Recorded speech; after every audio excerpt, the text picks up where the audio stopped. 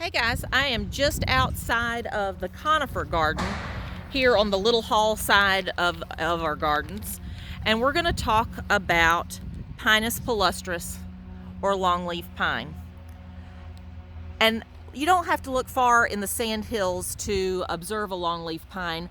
I selected this one over here just because it's unusual in the fact that it's pretty low branching.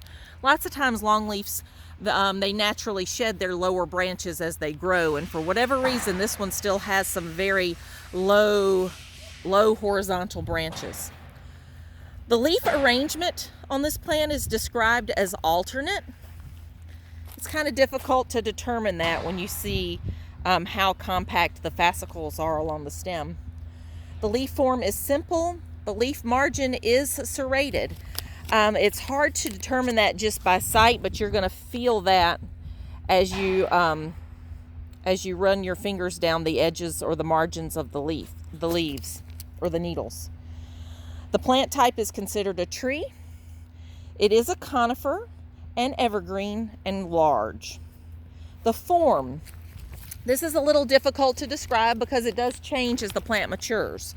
So it's somewhat pyramidal until it reaches old age. And then when it reaches old age, it develops an open, irregular top. And that open, irregular top has different names. I've heard it referred to as like a staghorn. I've heard it referred to as a thundercloud. It just gets an unusual looking top. Soil preferences. This plant likes sandy soils. It actually likes dry conditions. For pruning, I would avoid it if possible. Obviously, there's going to be some limbing up that is required periodically, or deadwooding, but really you don't want to prune this plant too much. Growth rate is considered slow. Exposure to light is sun. Climactic hardiness zones 7 to 10. This plant used to have a huge range across the southeastern United States, and it was essentially over harvested for naval stores. And so we've seen its range shrink to very isolated, unconnected, or disjointed populations across the southeast. Landscape uses: naturalized setting, specimen, or timber. The flowers are considered insignificant. The fruit are considered profuse. They are a large cone, and I'm seeing, I just lost my plant report. I'm seeing some starting to fall. These are some that just freshly fell. So these are a really large cone.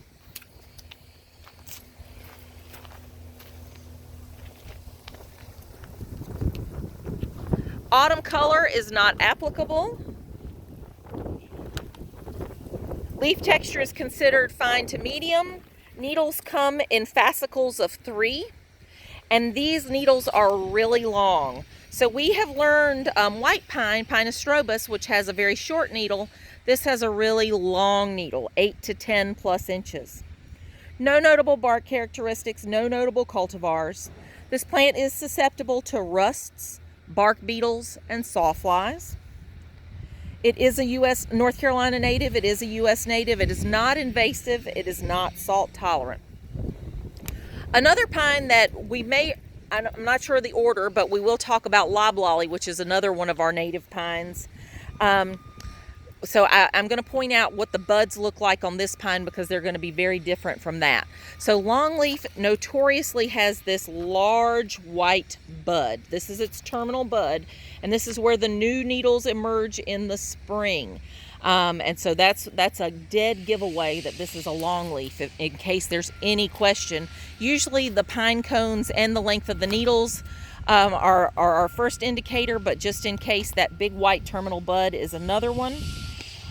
These plants have large tap roots, which make them difficult to transplant.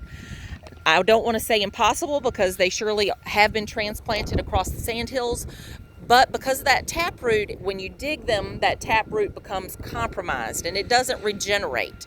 So they lose their good anchor when they're transplanted. One other thing that's really important to note about longleaf pine.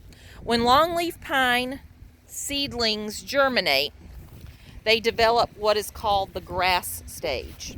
So you can see here there are 3 grassy looking clumps. There's a fourth right here to the left. And those are actually longleaf pines in the grass stage. So they can exist in this grass stage for up to 7 years. So they really are kind of slow to develop. And what they're doing during this grass stage is sending that taproot down to try and make sure that they've got good anchorage and adequate supply of moisture. And so after 7 years, you'll see this grass stage, they'll start to shoot up.